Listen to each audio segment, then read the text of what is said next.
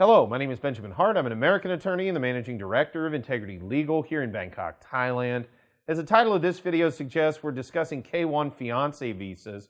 We're specifically discussing these in the context of Thailand, as that is primarily where we process these, but we do deal with cases in Cambodia, the Philippines from time to time, sometimes Vietnam, Cambodia and Laos more than anything, Myanmar. But as we do them mostly from Thailand, that's kind of why I'm throwing Thailand in the title. The question arises often, is it better, quote unquote, than a spouse visa? Now in the past, first of all, let's define better. And better being, there's sort of two things to look at: speed and do you enter with a green card. So let's be clear, on a K-1 visa, you do not enter with a green card.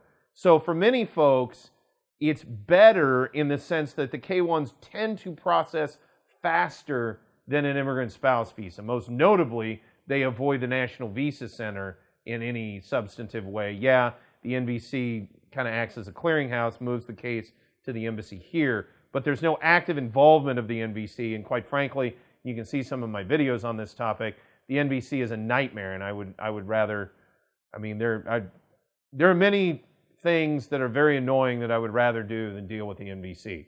So leaving that aside, yeah, in the sense the K-1 is faster.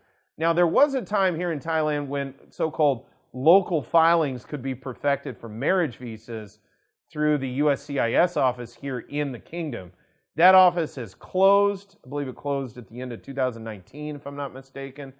And ever since then, you really have to look at, it's really just a choice between speed and getting the green card. Because back then, you know, when you could do a local filing here, we could get it done sometimes, most of the time, faster than a fiance visa, and you were getting the green card at entry. As that's all ended, now we're in a situation where you got to look at speed versus getting the green card. In a lot of folks' cases, they just want to get together, they want to get reunited in the United States. And for those folks where speed is the overall issue, yes, I would say the K-1 visa is probably going to be the best option. Meanwhile, if you do want to have that green card stuff just sorted from entry, maybe better to go ahead and look at an immigrant spouse visa.